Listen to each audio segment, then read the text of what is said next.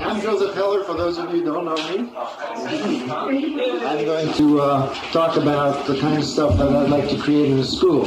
And what I'd like to tell you is that a lot of this came out of a very recent experience that I had. As a matter of fact, just before coming here, I spent 6 weeks in Vermont at a place called Berkeley, which was entitled the Humanistic Business School.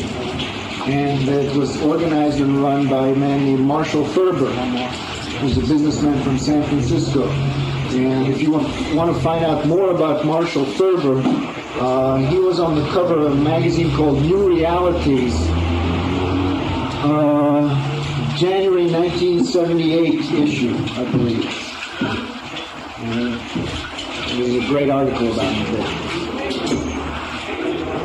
What the school was about creating businesses that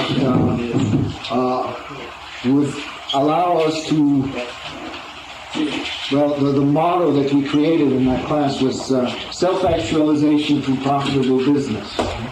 And the idea was to create a business space that allows people to work in such a way as to further themselves, further their own evolution, that would make space for the whole person to be there. You know, most business environments are such that you're supposed to leave your private life out, and you're supposed to leave your emotions out, and just concentrate on the content of the business. Most educational experiences are like that too, by the way. You're supposed to deal with the content of the course, and damn your emotions and damn your whatever else is going on with you. This was a very different experience, and what it showed me was that when things are set up properly, that it is possible to learn at a much different pace than what I had been used to. And maybe some of you have had different experiences than the regular school experience. What I mean by set up right is that the program was set up to be an integrated body-mind experience. We would all get up at 6:30 or start meditating at 6:30 in the morning, do a mile or two of running after that. Everybody in the program got rolfed through the 10 sessions if they didn't have any rolfing, or through 3 advanced sessions if they had to have their 10 sessions. And there was a lot of space created for people to share whatever else was going on with them other than the course content. So I was hoping that Marshall Ferber would be here to tell you more about that experience, and he won't be. And if any of you are really curious about that part of it, I'll be glad to talk to you and share with you privately what it was like. Out of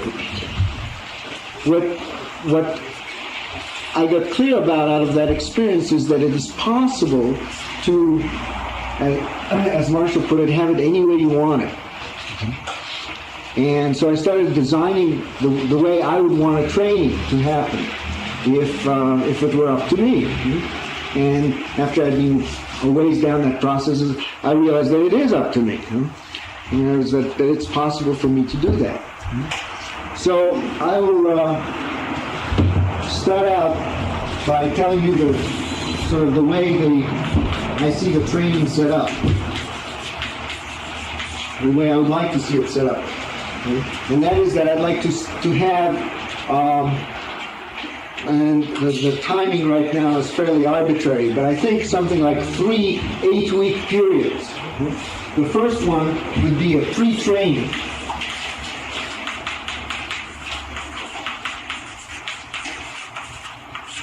And the pre-training for me would not be a rolfing training. It would be an opportunity to prepare the candidates with all of the prerequisites that we ask of them right now, asking them to get outside of the Institute and come to us prepared with all that knowledge. I find that the way that we have it set up, I think doesn't really work very well. Number one, it takes much too long. Number two, they don't learn the stuff that we want them to know. Number three, the quality of it is, on the average, very poor. And number four, I think that we lose most of the people that we turn on to become Rolfers in that process. So, as was suggested in the Planning Committee report, I'd like to set up an in-house pre-training, an 8-week residential experience aimed at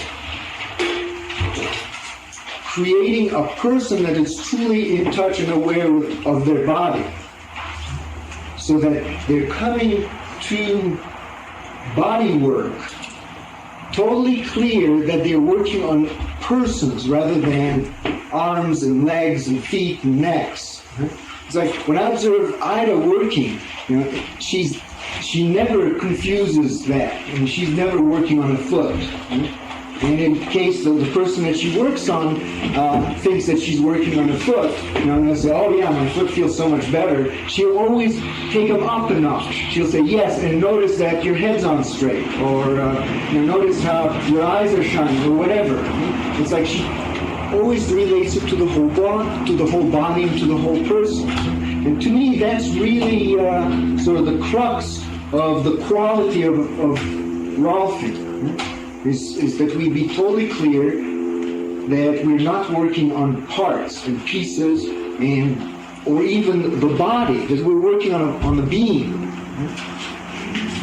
And to me that also means coming from the heart. So that's sort of the aim of that pre-training period for me, is to have a process of transformation where the person at the end is really clear that they are ready to do that. And if they're not ready to do that, then we will not select them, because I intend to use that pre-training period as a selection process. The pre-training period for me would include anatomy, physiology, movement, and massage. And what I mean by that, yes, Alan? In the context of martial therapist class, how would you provide an opportunity to share, for a person to share the process of learning? Well, during the class time.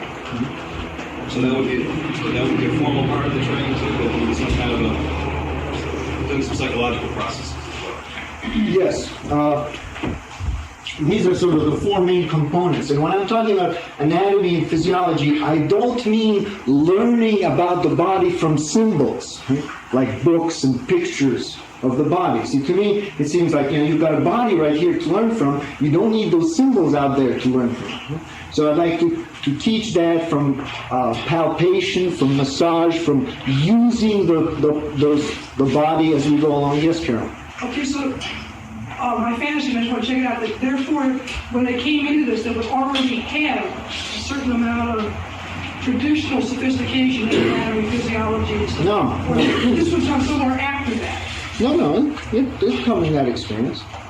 But what I mean is rather than teaching them about the hamstrings by reading a paragraph in the book about the hamstring and looking at the picture of where it is on the body, okay, just examine the body, find out what that Living Anatomy book of Lockhart's, okay? Yeah. So what you're That's saying a first attempt. is you think that they would get sufficient amount from that to say substitute from university classes and stuff that we're now using?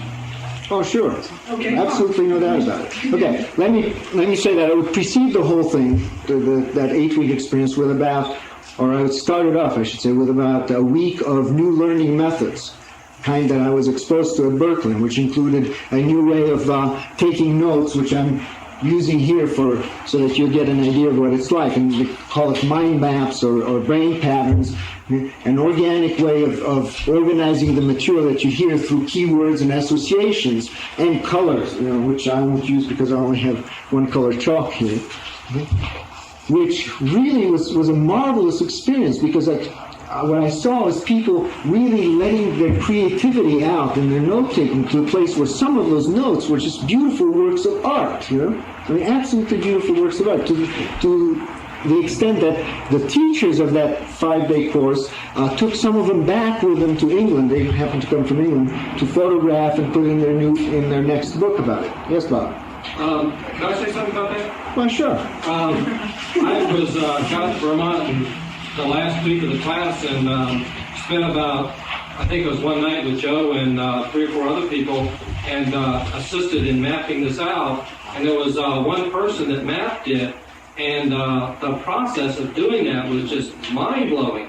I mean, it was incredibly efficiently kept us on track, absolutely on track, and we covered much more stuff than I ever thought we'd get through that night.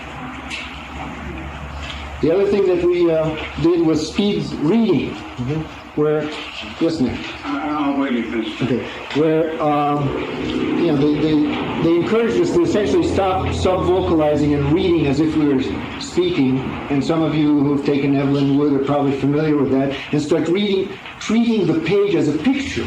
And it was a marvelous experience because the whole paragraph would begin to kind of jump out. Okay? And as I would do that, part of my mind would go crazy. And say, oh no, this can't be happening, and you must be wrong, and etc.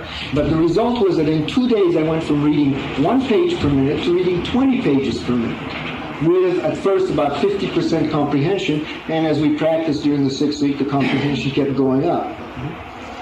And those are just 2 techniques, okay? And I don't want to get hung up in techniques. I want to get across to you the intent of what I want to do, which is to really open the person up to assimilating information at a different pace and to educate. You know, we keep talking about education being a process of bringing the learning out of the person. Okay? And I would really like to do that in here and create less dependency on the teacher out there who supposedly, pours it into your head, okay? By having people work in pairs and in small groups, okay? So that they get, by the end of this process, they get to really experience their body from a place of knowledge, so that they know how it works and how movement is obtained and all of that stuff. I would also have a lot of work on presentation, video, so that they get to see themselves as other people see them. I found that kind of work, I've been doing it with people and individually in the workshop, is really powerful because it is sort of a mechanized fair witness. The camera makes no comment. It just allows you to see. When you go to a workshop and the group leader tells you, blah, blah, blah, blah, there's a certain part that tends to resist that because you get hung up with evaluation and judgment and so on. With the camera, there's none of that. So, Joe, is that clear? Yes, ma'am. what are your prerequisites for coming into the training? Thank you. No prerequisites. Well, I would have an age limit and an educational level. Okay? Personally, I'm not convinced that we need college degrees. Well, I know we don't need college degrees to become rolfers.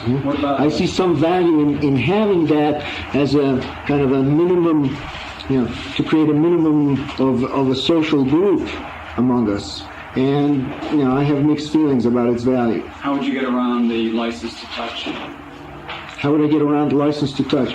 I don't know of any license to touch, to tell you the truth. I know that there's, in most states there are statutes and limitations about healing, but I don't know of any about touching. In Yes. Utah, I just got a business license there. Anybody who's in the healing arts that's not a masseuse, anybody is allowed to touch. The massage ordinance reads that way. It's only the masseuses that aren't allowed to touch men, Women aren't allowed. It's deceptive. So I got a business license as a certified professional rolfer. There are no ordinances about my profession in Utah. So it would have to be a test case because they didn't ask me before I got the business license whether I touched people, and I didn't offer the information. And I just paid my $15 and got it, and they said, "Yeah, it sounds like great work," and I said, "It is," and the health inspector came and checked it out, but that's it. So there are no ordinances, and in Utah there kind of are, because if a case did come up, I could be classified as in a healing art profession. The massage ordinance already says. Well, I live in New York City, so it's a totally different experience. There's different states. Yeah. It's everywhere, yes. But, Okay. Did you see linking your program up with a college degree? You didn't require that you had it. give them the opportunity. I really haven't thought about that part. I have no objection. To me, it's unnecessary. I think secondary education is not worth bothering with. And that's after having gone through 4 years at one of the best schools in the country. Okay, so this is a selection process. Education about the body from a Rolfing point of view, and aimed at creating the person to be in touch with their body enough so that when it comes to selection at the end of that, you see, and I think that would be a very superior way of selecting people, because by the end of that 8 weeks, we would have been able to see how well they learn, how well they know what they're talking about, how they relate to people, how they touch, how they see movement, and so on. Okay? Yes. Who would teach that section of it? I don't know. I really don't. I mean, did you have like a separate teaching staff for that? Probably. I mean, So what I'm getting at is that the people who would be doing the evaluating the students would be a different group than those who would be getting the students. Oh, I see what you mean. Maybe. Yeah. And you know, at the formal selection, I still see a formal selection at the end of this. You know, there would probably be people from the selection committee and Rolfing teachers and so on. My idea is that we could create people who would be at by that point clear about why they are qualified or not qualified to become Rolfers. So that the selection procedure wouldn't be this judgment that tends to happen now. You know, you're okay or you're not okay, and people often don't know how to relate to that. My sense is that if I were successful in this program, that people should be able to be in touch with why they're not accepted in the training program. In terms of the financial structure, the training program, would you operate that at cost or close to cost? And a similar balance of payments? I would want to operate at all of the profit. Okay. The way I see the auditing now is that if you're not selected after auditing, it's not as costly of an investment. Well, they would be getting their money's worth here. I mean, I see this, being particularly attractive to just about anybody in body work, anybody who works with people and really wants to get a knowledge of the body. I think that's one of the prime resources that we have is our knowledge of the body, not just of raw thinking, but of the body and the way it works and the way it's put together. And I think that there, hundreds of people out there. So this could also be a course for the general public who had no intention of being Rolfers. Yeah, I think anybody. They wouldn't have to be wanting to become Rolfers. And I'd also want to condense it into shorter term experiences, like the kind of professional workshop that we were talking about in New York. Just to shorten this into like a 5-day for professionals. Yes, Neil? Is this similar to pre-auditing? Is this that first stage, is that pre-auditing? Pre-audit. Pre-auditing, okay. So there isn't any Rolfing information given out, it's just Right. consciousness programs. Learning about the body from experience. Great. Okay, auditing. I would still keep the 2 stages of auditing and practicing. I think that works fine. And in the auditing stage, my aim would be to teach them how to see, teach them how to use videotape, because I see that as a really invaluable tool for our work. We operate essentially in a visual way, and videotape is the best visual technology there is. And movement. Teach them to work with movement. Roger Pierce has been proposing this for the Institute, and I think it's a hot idea. That the auditors be trained essentially as patterners. We don't want to call it that for political reasons and all that, but essentially be trained to work with people in movement, so that when they go to the practitioner stage, that's what they're coming from, rather than train them in static balance and then try to convert them to seeing movement. Here. Thank you. I would like to have the auditor truly participate in the class, and part of my aim of dissociating, the learning from the teacher out there or up there, wherever he is, would manifest itself in creating teams of practitioners and auditors to work together. One practitioner with one or two auditors, so that they could, evaluate the body before the session and during the session, share what they're seeing and not seeing, the changes that are happening and not happening, so that the auditor could videotape the practitioner while he's working and then feed back to him how he sees him using his body. Later on tomorrow, I guess, Richard Wheeler and I are going to make a presentation on what we call movement-assisted rolfing, for want of a better name. And we've been playing around in LA with using another person besides the rolfer and the client to move the client. And to me, that really kind of brings the best of two ideas that I learned, that I got a lot from Judith Aston. One year I took a workshop with Judith Aston, and she was all into movement. Getting movement out of the client on just about everything that you did. And I thought it was great. I got a lot out of it, and started using it with great results and so on. And the next year I came back to a workshop with Judith Aston, and she said, no movement, totally passive. And she had good reasons for that. And I didn't see why it had to be one way or the other. So I started playing around with it, and Richard and I started playing around with it, and we found that you could get both. You can get movement and total passivity on the part of the client by using somebody else. And you get great results, less pain, and the person that's doing the moving gets to learn a lot about what's going on during the rolfing. Because you can feel it. It's like if you're moving an arm, for instance, when you're holding it at the wrist, you really feel changes going on down in the armpit as you're moving that.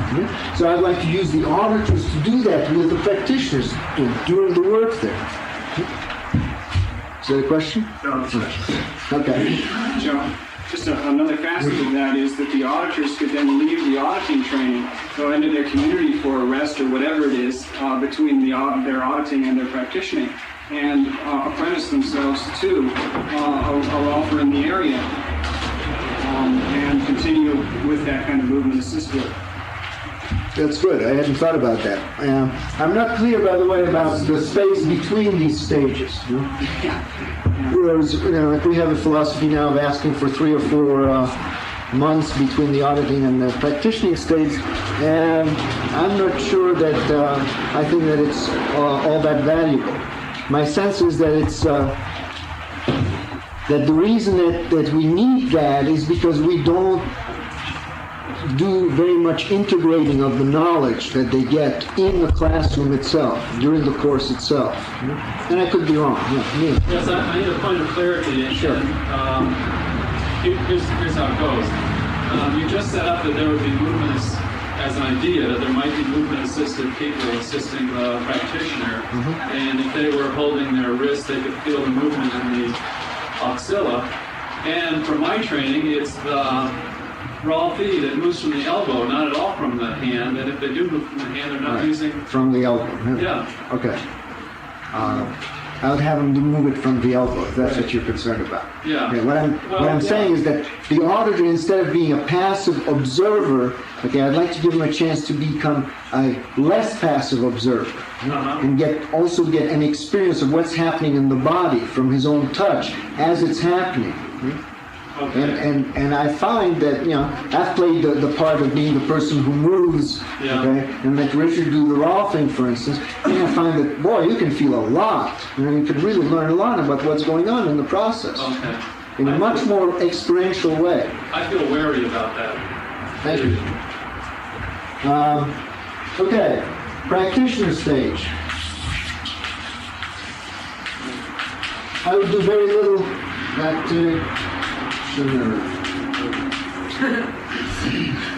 I would do very little with a change in the practitioner stage. I think it works pretty well as it is. I'd like to do more with training the practitioners to use their body right. I find that, I got that from Judith Aston in the years of workshops that I did with her, and I found it to be just totally invaluable. I'm at the place now where I can work 10 sessions a day if I want to, 40 a week. It doesn't matter because I don't get tired doing the work. On the contrary, I feel better after a session than before. How long will the practitioning training? I'd like it to also be 8 weeks. 8 weeks. And the reason for that is that I would like to have some time after we get the 10 sessions over at the end to integrate and review the work. I feel like right now it's a little too close for my taste. You get through the 10 sessions and out. More models. Well, I thought about that and I'll share in a second. So I would like an additional couple of weeks to do that, and also to work with what, for want of a better name, I'd work client education. It's like the old idea that I has been trying to teach is of, get them up after the session and teach them how to use that body. And I feel like we never really get the training to do that. And it's true. In this process, okay, so the work itself is what would come under practitioner stage, and using the body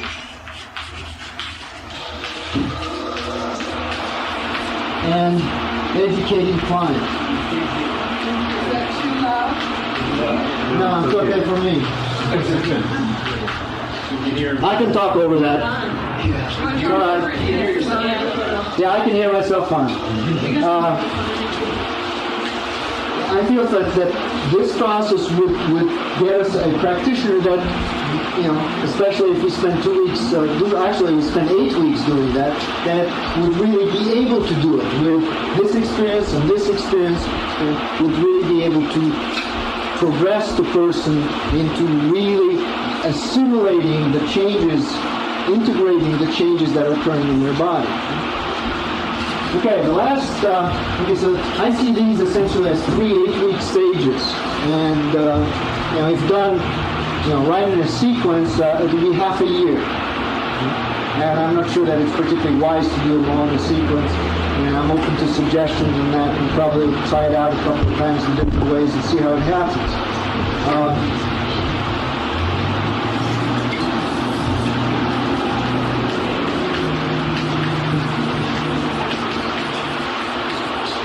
Close training.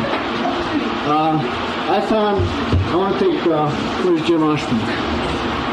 I want to take 4 more minutes and wrap this up. I want to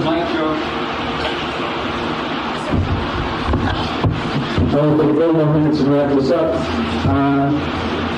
I found that after I was trained, the thing that I wanted to do most, since I only worked on 2 people, or 3 including my fellow practitioners, was to walk people. Walk a lot more people. Good afternoon, Dr. Long.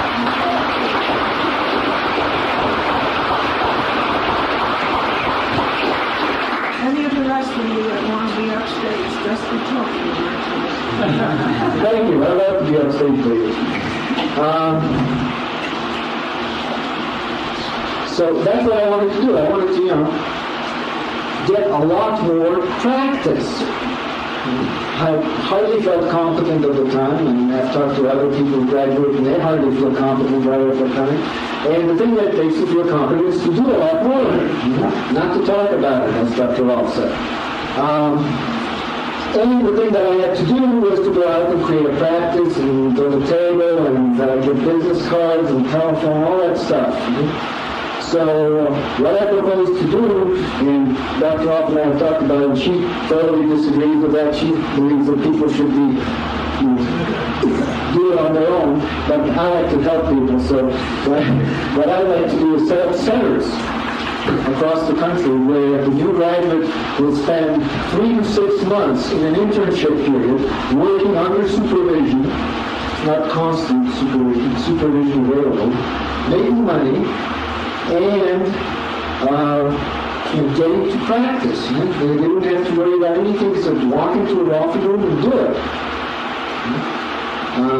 My sense is that once they have done that for, as I said, 3 to 6 months, that their level of confidence and competence would be much greater, that they would be much less likely to then go off and, assuming that they had worked in a center that was set up as a professional place,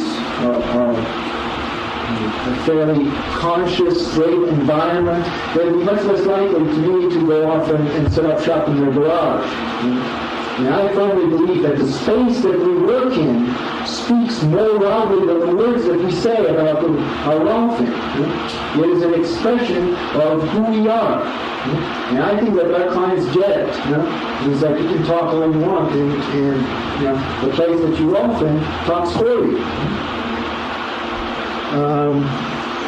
Here. I like the plan a lot, and what about psychological? Yes. I mean, what about training people to handle the psychological things that come up with clients? Yes. I see that starting here in a theoretical way, and going on to the practitioner stage with the actual clients that they work with. As I said, I want to set it up so that there's space for a person to be themselves. It seems to me that our aim is to create practitioners who can deal with the whole person rather than with the body. The way to do that is by dealing with their whole person during the training. I probably have a lot more to say, but I can't think of it right now. Time for a couple of questions. Brett. I got here a little late, but how many people are you proposing to train at one time? Thank you. I didn't say that. The pre-training, I see a possibility of doing large groups. Okay? I'm not clear right now, but what I mean by large group is 30 to 50 people at a time. Because I see most of the learning happening out of their own experience and out of working in pairs and small groups, rather than being dependent on the teacher. The practitioner stage, auditor, I would say no more than 2 auditors per practitioner. The practitioner stage, I think we could handle anywhere between 6 and 10. How many Any other? teachers? 1 teacher and 1 assistant. Any other questions? Any other comments? Neil? Yes, have you thought about the charge, the fee? The charge. There was a lot of charge about it. Yeah, I have thought some about the charge. My sense is that it cost about $12,000 to go through that process, to go through this process. Then they would be making money in this stage. Gladys. You didn't say anything about any new notions we were going to put into effect during the auditing and the practitioner phases. I didn't. What's the question? She said that I didn't talk about any new... Any differences in any differences that I was putting the auditing and practitioner. I see the auditing being a lot different, being a lot more participative, involved more with movement rather than just sitting there and watching it. And I did say that I wouldn't modify the practitioner stage practically at all. There's a lot more that I would put into this, and I don't want to go through the whole megillah right now. Any other questions? Right. You plan on just like constant, like the end of one thing and then another, just going to be like a constant sort of thing? You mean, will they go directly from this stage to this stage? Let's say that time it takes you more into the first stage, or? Yeah. So once it's set up, I think you could just operate, continuous training. I have no particular doubt about the ability to get students. And, these classes are 10 per, and I see having as many as 5 or 6 a year, then, this one facility could graduate 50 to 60 offers. You feel like there's that many people who are qualified for whatever, I didn't get there, for whatever your selection procedures are, you feel like there's that many people who are more qualified? Well, I'd like to create about 2 or 3 times that many going through this stage. Okay. And I don't think there's any problem with that. Any other questions? Alan? Say, Joe, Yes. way Jim. over on time. Thank you. I want to give the floor to JimOshman. Where is he? Oh.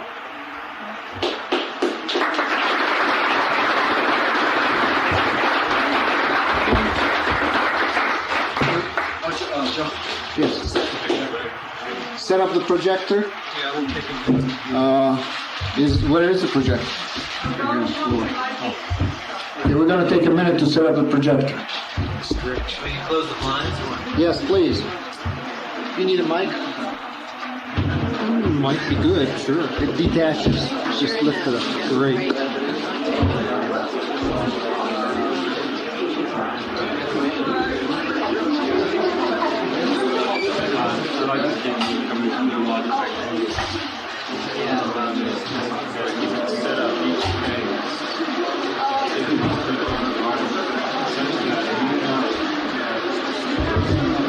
Come back with it? Yeah, it's just beside me. How about no, it's you just keep going to be able to see what you get back. Really neat. Do you want a hand cap in my hand?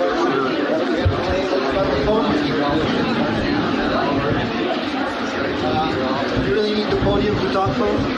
How about if we set up the projector on the podium? Brilliant. Thank you.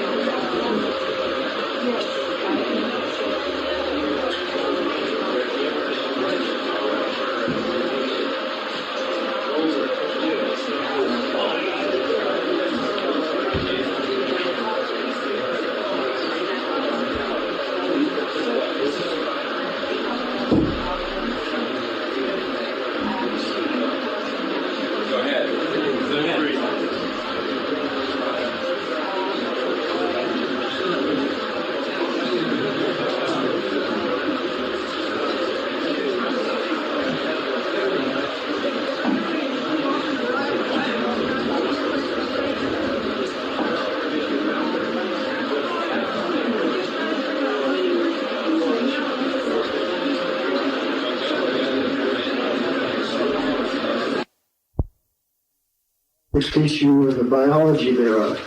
And so at this point I'd like to introduce JimOshman.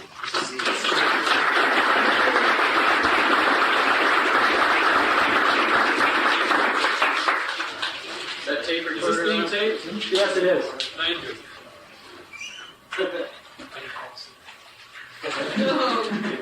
Well, I'd like to thank you all for my being able to be here and participate in the celebration.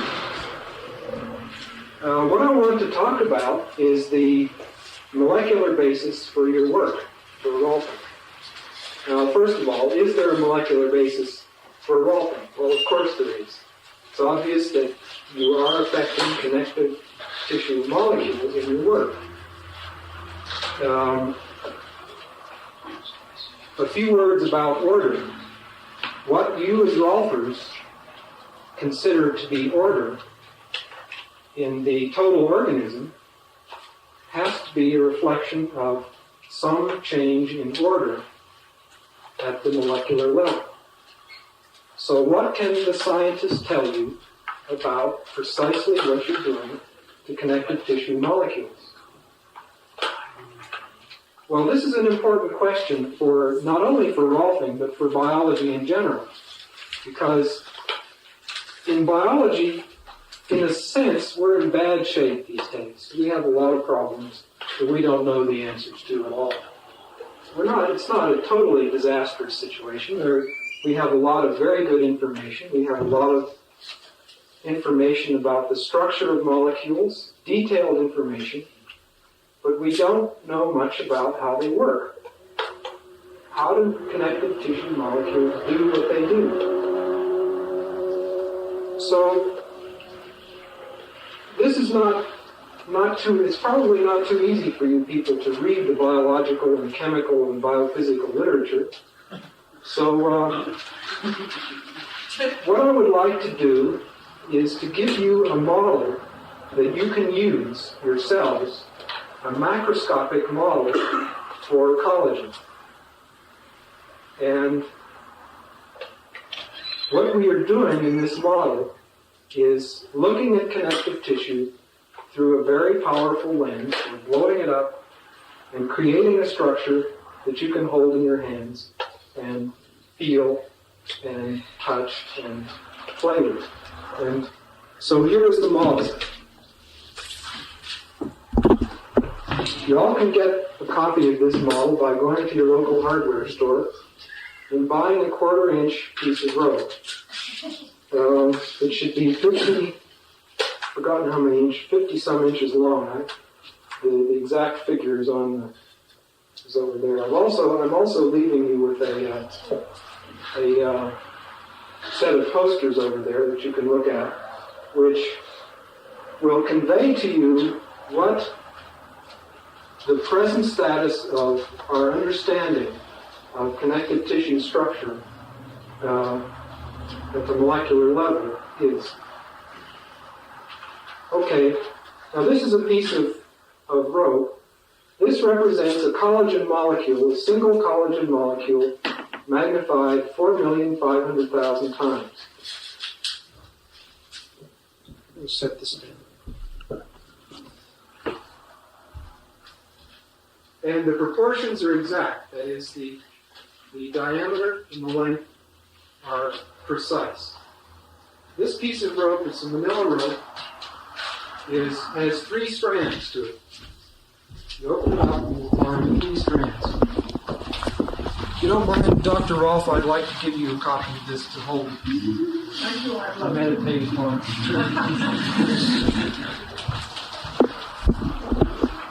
Okay, now let's take a close look at this piece of rope. And if you can just turn on the projector.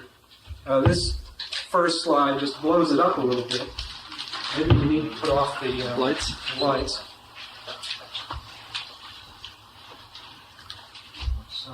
And you will see that this piece of rope is composed of 3 strands. These strands represent the individual protein chains in the collagen molecule. So each of these strands is a sequence of amino acids stuck together. Collagen contains all of the 20 amino acids that are found in nature.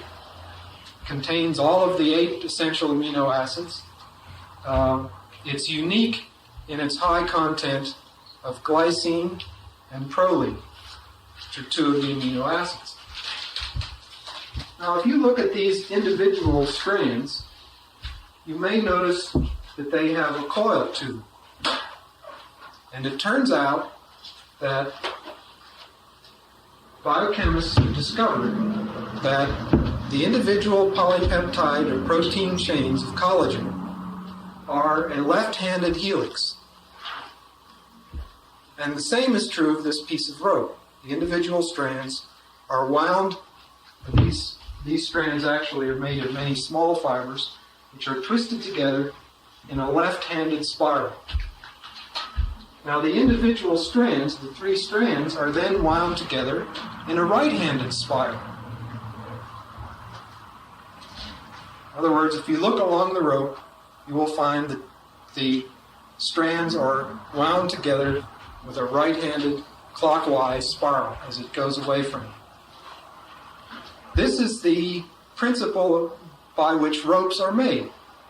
If you want to make a rope, you make small strands, you twist them together one way, then you twist those strands together the other way, and if you want to make the rope fatter, then you take a lot of those and wind them together the opposite way, and so on. In this way, you build a very strong structure, an inelastic structure, and that's what collagen is. It's relatively inelastic, very strong, very high tensile strength, on the order of 100,000 pounds per square inch in the case of collagen. I mean, each molecule has that tensile strength. Well, when we say per square inch, we're talking about a cross-sectional area. If you had collagen, if you had connective tissue, a piece of connective tissue, 1 inch across, that's the amount of weight that it would support, 100,000 pounds. So it's pretty strong stuff.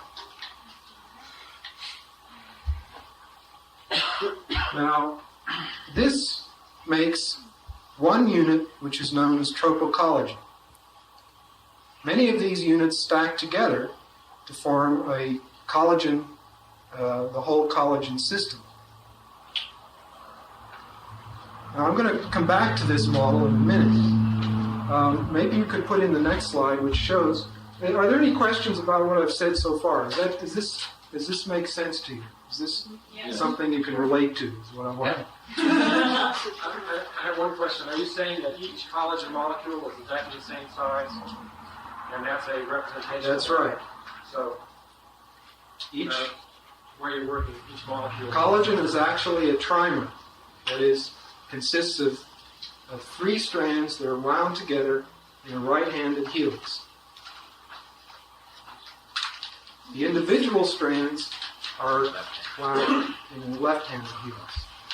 The reason they have a left-handed helix is because of the content, the amino acid content of the protein. And it turns out that it's proline that does that. Every time a proline occurs along the polypeptide chain, it gives the protein a slight twist to the left. Is that true of both hemispheres? I mean, it may sound silly, but I know the water goes down the opposite way. Is that true in the southern hemisphere too? Or have they ever done that? Well, I don't know that anyone studied that. You said 100,000 pounds per square inch. What's the thickness of that square inch of collagen? 1 molecule? Well, to get an accumulation of collagen that was 1 inch thick, you would be dealing with probably billions of molecules, billions of these individual units. So is that a cubic inch or a square inch? Well, that would be a rope of, say you made a rope out of collagen, out of lots of these units, and the rope was 1 inch thick. I think that's probably. I think they're asking what the width and depth of that square inch is. Tension is based on a plane. If it is there, just measure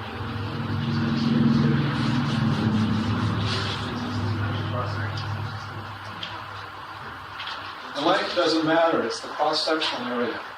Is these 3 feet or a half inch? If you pull on both ends, it's the tension that it will absorb before it snaps.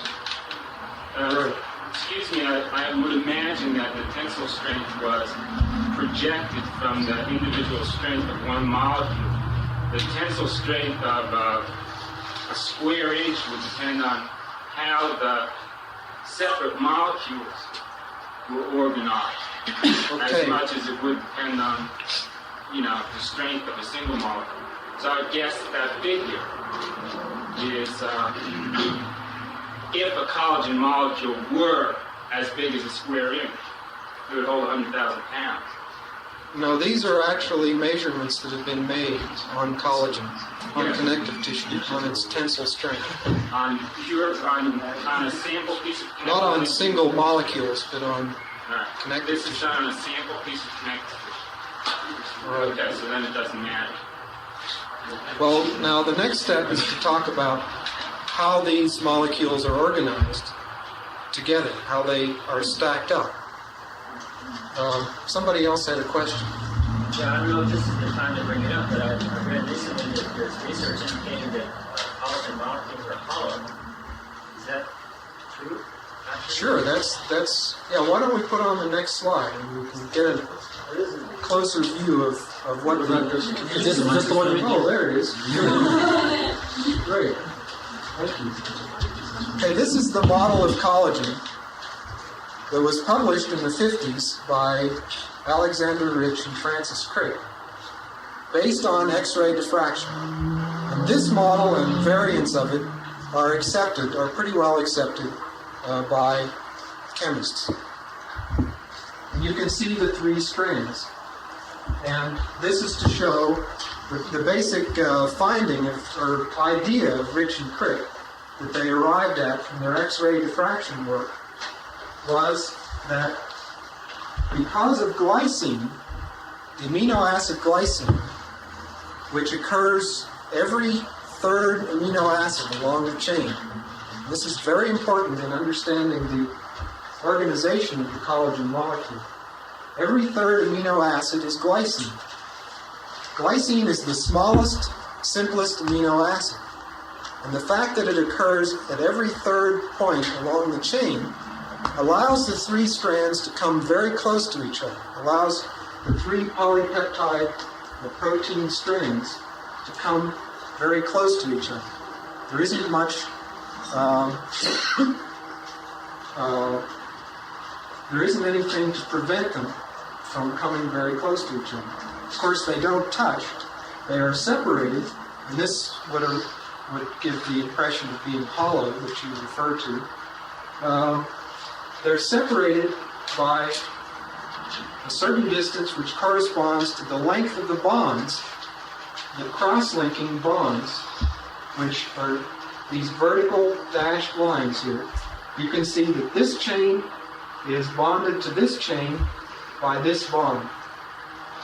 And as we move along, there's a bond between this atom and this atom, which connects these 2 chains, and so on. As you go along the collagen molecule, there are cross-links, and these cross-links are of various sorts. There are hydrogen bonds, there are ionic bonds, and covalent bonds.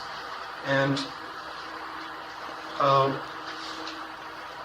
I don't want to get too carried away in describing the nature of these different kinds of bonds, but I'll have more to say about them in a few minutes. Now, one of the things that as biologists we have a great problem with these days is how does an organism develop from an egg to an adult? An egg and a sperm to the adult. How does that come about? The triumph of modern molecular biology is to explain part of the process. The DNA story. The DNA contains the code for the amino acid sequence. And each of these spheres represents one amino acid. The DNA determines the order in which these amino acids occur, so that the cell, in this case a connective tissue cell, is able to produce a polypeptide chain with a very specific sequence of amino acids. This sequence is it's like the amino acids are the letters of the alphabet. And with the 26 letters of the alphabet, we're able to create our whole language. Well, with the 20 amino acids found in nature, we are able to create all of the different proteins, the thousands of different proteins that make up our body. So that part we have pretty well worked out, how we make these proteins. But how do these proteins come together in the very precise way that they come together to form us? How does that come about? And molecular biology has sort of not really had a good grasp, good answer to that question. It comes down to the fields, which Dr. Rolfe was talking about the other day. So I want to talk for a little bit about the nature of the fields around these molecules. Now, if we can put on the next slide, it summarizes the synthesis, the genesis of the connective tissue. This doesn't really show up, so I think I'll draw it. Oh, that's okay. That's okay. I think it's better that I draw this. It's better now. It's better now. Oh, is it? Okay, this represents a fibroblast, which secretes tropocollagen molecules. Now, this is a tropocollagen molecule, and it's a polarized molecule. It's asymmetric. It's drawn as an arrow here, indicating that one end is different from the other. Okay? Now, the cell secretes these tropocollagen molecules, and they're released into the extracellular material, where they float around in solution. They are soluble molecules. They dissolve in water. That is, they are able to float around in the water, and ultimately they come to be lined up in a very precise array, and that's shown here. The nature of this array is called a quarter stagger array. This means that if you divide the molecule, the tropocollagen molecule, into 4 parts, when they come together, they line up this way. That is, there's a stagger of 1/4 of the molecular length. The next molecule will line up to here, and so on. This is the way they stack up. Why do they do that? How does that come about? Now, it's obvious that some kind of long-distance force is involved in bringing these molecules together. Let's just assume that my arm represents one tropocollagen molecule, my other arm is another one. And they are secreted into the tissue in a random way, and somehow they come together like this. The first step, this cannot be a random process. This has to be an ordered process. The first step we usually refer to as a long-range interaction, in which these two molecules become oriented with respect to each other in the right way, and then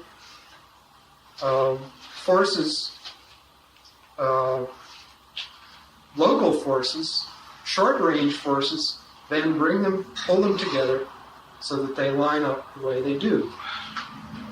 And it's been discovered that collagen molecules can come together in many different kinds of ways.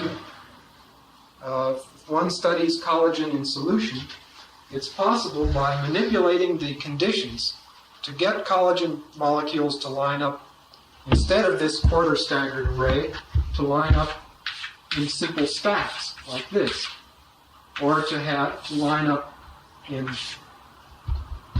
a different kind of array. Right, yes. I didn't. You said something. You started out here, and you talked about the two molecules that were secreted, and I got why they lined up when they got close to each other. But what was the force that drew them together in the first place? Okay, what is the nature of these forces which bring the molecules together? Right, I'd like to know the answer to that. And what I would like to do is to describe to you the origin of the fields which allow these molecules to interact with each other. What is the atomic basis? What is the actual mechanism by which these long-distance and short-range forces operate?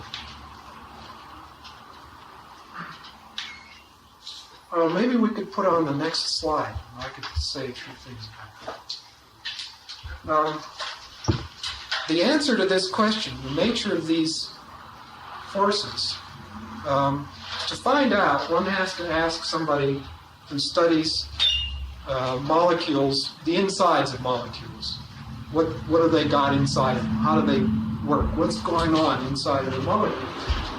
One of the reasons I'm here is because when I moved to Woods Hole 3 years ago, I found myself with a laboratory with a nice view of the ocean on one side, and on the other side, across the hall, there's a door which doesn't have a name on it, and behind that door is the laboratory of one of the greatest scientists in this century, Albert St. Georgi. And he is working on this problem of what happens inside the molecules, what's going on. And he's particularly interested in electrons. And he has discovered that electrons flow through proteins. In other words, this molecule acts as a conductor, somewhat like a wire, somewhat like the wire that's conveying electrons to the light in the projector. It's not a conductor in the metallic sense, it's what's called a semiconductor. Now, semiconductors are substances which can conduct electrons, not as well as metals, but better than insulators. They lie somewhere in between an insulator and a conductor. I think you know what an insulator is. An insulator is a substance which just does not allow electrons to flow. Current does not allow current to flow. And more than that, Dr. St. Georgi has said that it is the movement of these electrons, that is the mechanism by which energy moves about within the organism. So what I'm trying to say is that what you people refer to as energy, when Rolfers refer to the flow of energy through the organism, it's likely that this is at the subatomic level represented by the movement of electrons. And Dr. St. Georgi has distinguished two types of energy having to do with electrons. One he calls bond energy, which is stored energy. And this is represented by electrons in bonds, such as the bonds between collagen molecules, or the bonds in a sugar molecule. This is stored energy which is not immediately available to do work. This he distinguishes from excitation energy. This energy is the energy of excited electrons, energy of electrons that are rapidly moving about, and this kind of energy is highly mobile. It can move through the organism from one place to the other at a very rapid rate. Along a collagen molecule, this type of energy can move probably from one end to the other in less than a millionth of a second. So we're dealing with energy that is highly mobile. So Dr. St. Georgi has made this nice drawing of this electric cord and a molecule. This happens to be a pigment molecule. And he says there's an analogy between these two. Electrons can flow through the cord, and electrons can flow through molecules.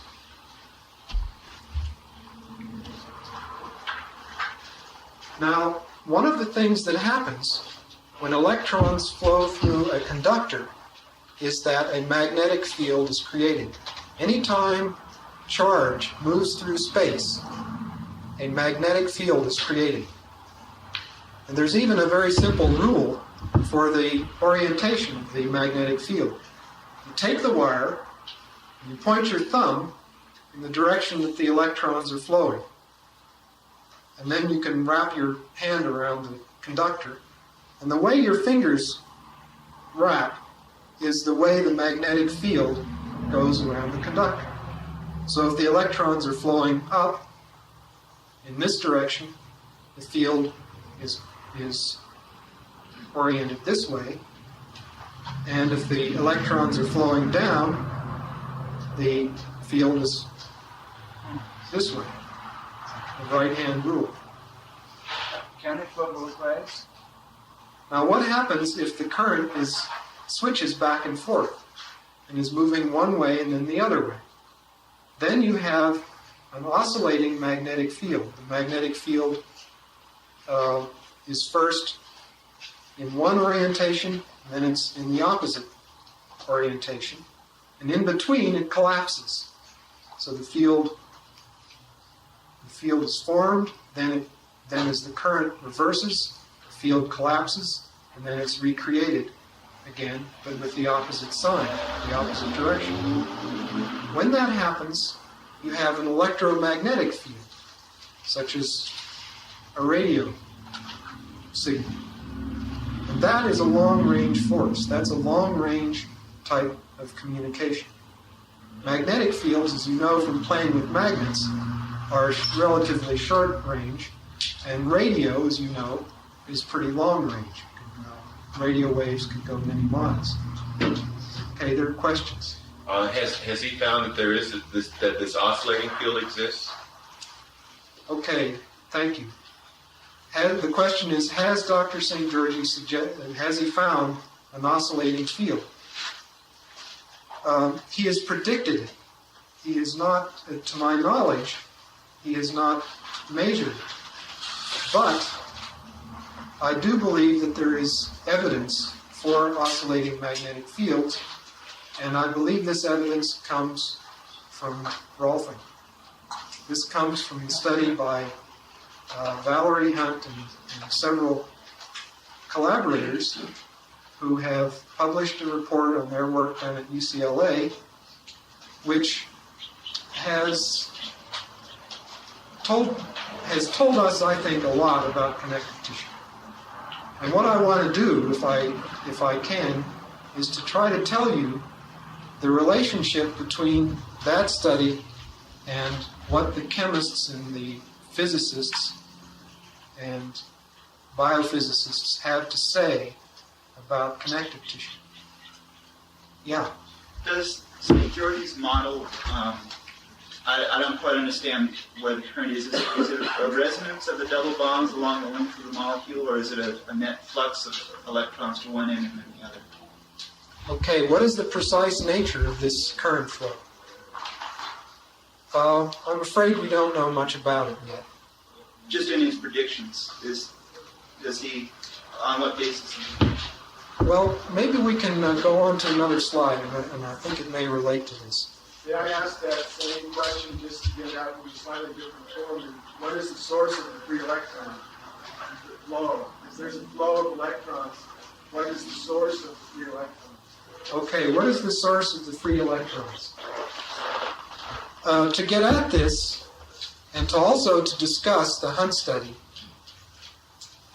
I need to explain to you the relationship between light and energy.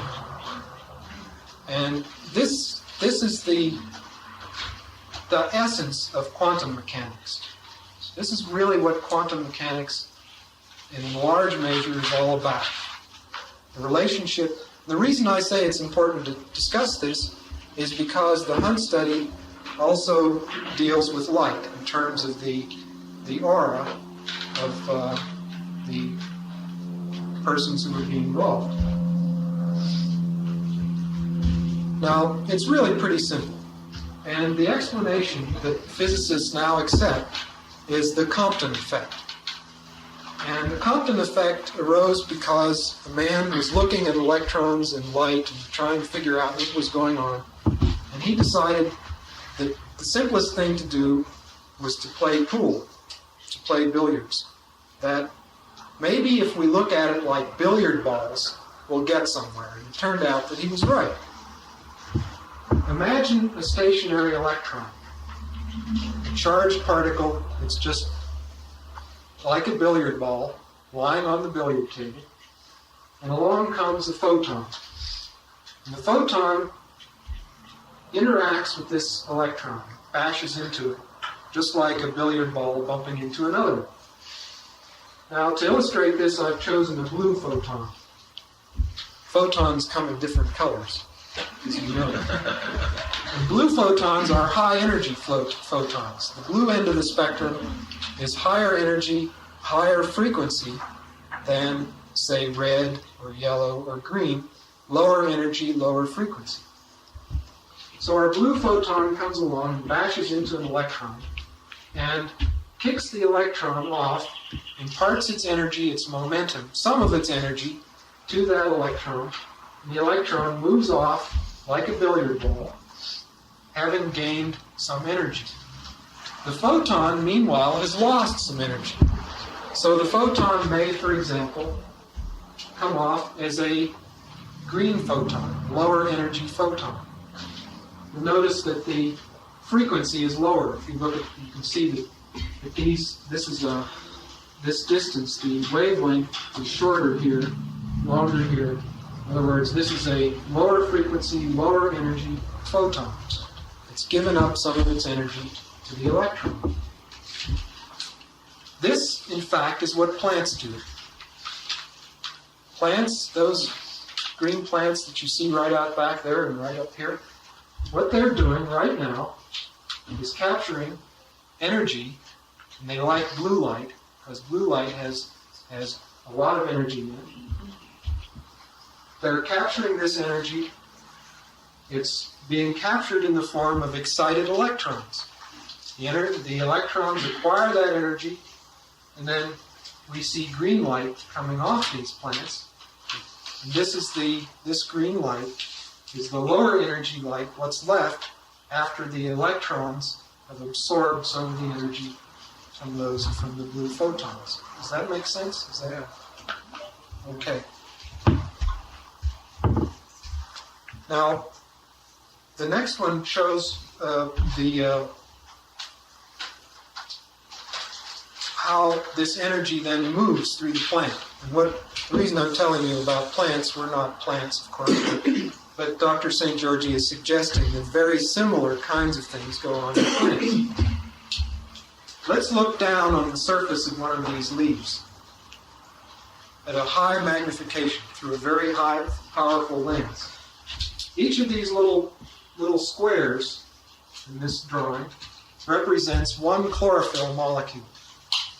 And these chlorophyll molecules act as antennas that capture photons. So here comes some blue photons. And what happens is the photon hits the chlorophyll molecule. It actually hits an electron in the chlorophyll molecule. The electron acquires some of that energy, becomes excited, and that excitation gets passed to neighboring chlorophyll molecules and bounces along inside of the leaf from one to the other, moving around. And this represents energy moving around over the surface of the leaf. There are special chlorophyll molecules known as reaction centers. And if the excitation reaches one of these reaction centers, that excited electron then gets passed on to other molecules and eventually gets stored into a bond, chemical bond, which we then eat. We eat the sugar or starch or whatever the plant has given us. We are eating chemical bonds which have stored energy. We then break those bonds apart and get those excited electrons back. So that's basically what life is. We capture the plants kindly for us, capture the energy from the sun, and convey it to us in a stored form. We eat it, we get those excited electrons out again. And we use those excited electrons to make our muscles move and to think and so on. Just to complete the story, sometimes photons that hit chlorophyll molecules excite electrons which wander around in the leaf and never run into the reaction center, and eventually they come back off again.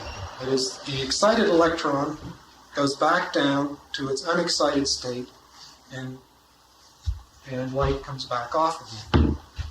That's fluorescence.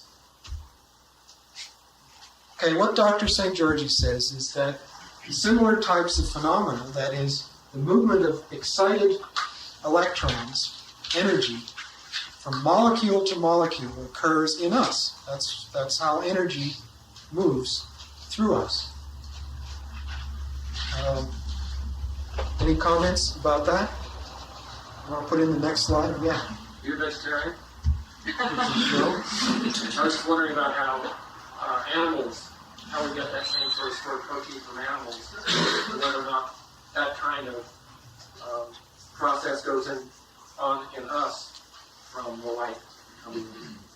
Well, it turns out that we can eat more than just sugar. It turns out we can break all sorts of bonds. We can eat proteins, and we can break those bonds and get the energy from them as well. Yeah, but the question is whether we get, like, if we get hit by a beam of light, whether the same thing goes on within us. Is that what you were Yeah, that's asking? one of my questions, and also just how we get it. You need protein to store energy as well, and Sure. and how those electrons are stored in say, meat protein.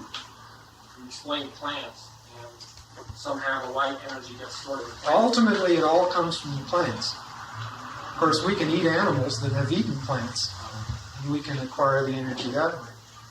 In other words, we do not change light the same way plants do. Well, I'm not so sure. I mean, we don't have chlorophyll. Most people aren't green. But I know that light's extremely important to us, the kind we have, and the type of rays and so forth. And I'm wondering whether it's possible that maybe only certain rays have that sort of effect on us. I don't know.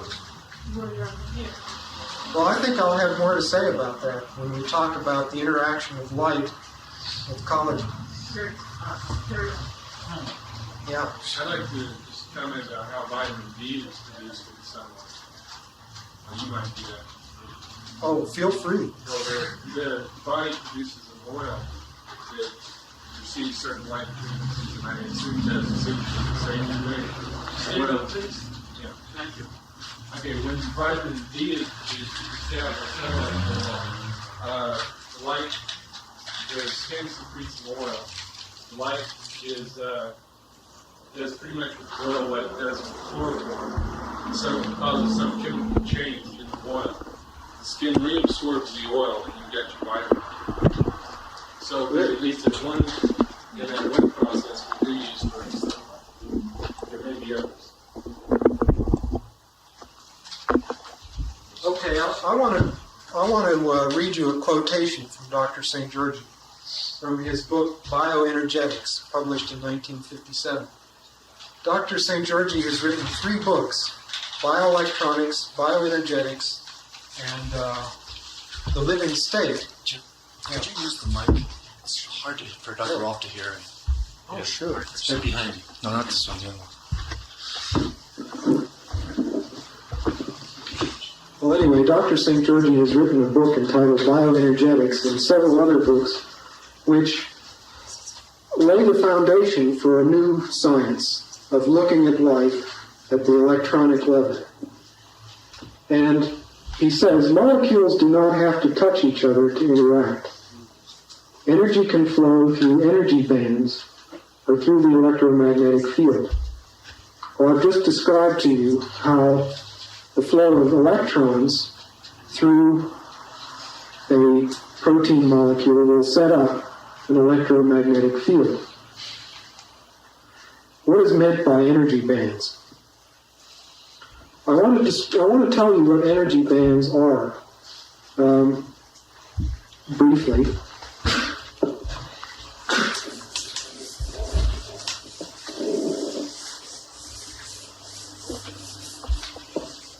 Now, what I'm doing here is describing to you the way solid-state physics looks at energy in matter.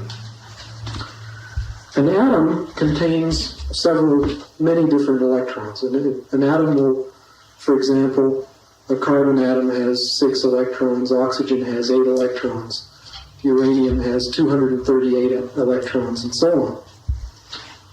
The electrons have different energies. So we refer, if this is energy,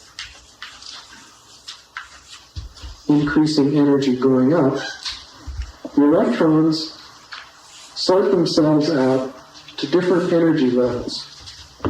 These are called quantum energy levels, and the distance between these energy levels is very precise, and that's the quantum.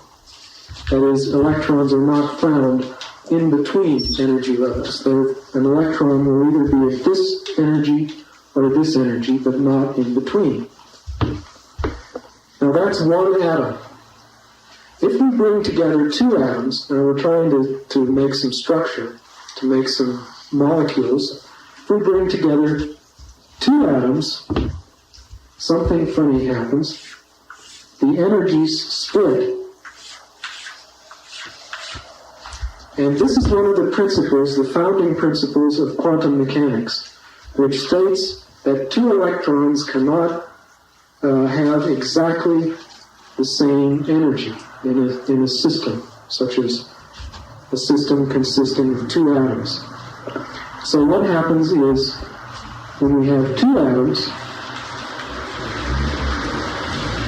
these energy levels split apart slightly, and there'll be some electrons at this energy, and other electrons of the neighboring atom will have a slightly different energy.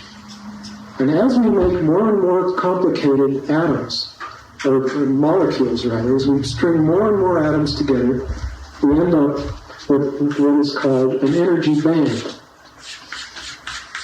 which consists of these different splits in the energy level. So this is a many-atom system. So this is what Dr. St. George is referring to when he says that energy can flow through energy bands. And if we have a molecule such as collagen, which has a band structure, something like this, a series of energy bands, and electrons in those different energy bands, some of those electrons can jump to another molecule if it has space for those electrons in a lower energy band. In fact, that's what this progression is here. This could be collagen, this could be ascorbic acid, vitamin C, which appears to accept electrons from collagen. And in fact, vitamin C was discovered by Dr. St. George, and we still don't know exactly what it does after all these years, but it does seem that vitamin C is important in connective tissue, and what the latest hypothesis of Dr. St. George is that it acts to withdraw electrons from the collagen molecule, pass the electrons on to other molecules on down the line, which have progressively lower and lower energy bands, which can readily accept those electrons. So that's what he's referring to when he says that energy can flow through energy bands. Yeah. Does it fair to mean that collagen is sort of like the energy source for most of the other activities that go on in the body? Is that what that's suggesting? Is collagen the energy source? Well, I don't think I would want to say that.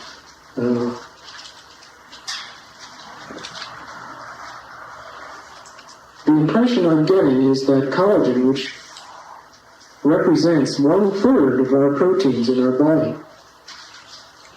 is involved in the movement of energy.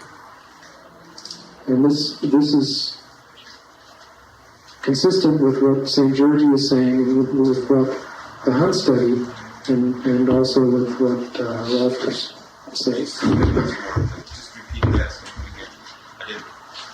Basically, what Dr. St. Georgie is saying is that the flow of energy through a system involves the flow of excited electrons. And since collagen is the major fibrous protein of our bodies, it's likely that it's involved in this flow of energy. Because it doesn't seem sensible.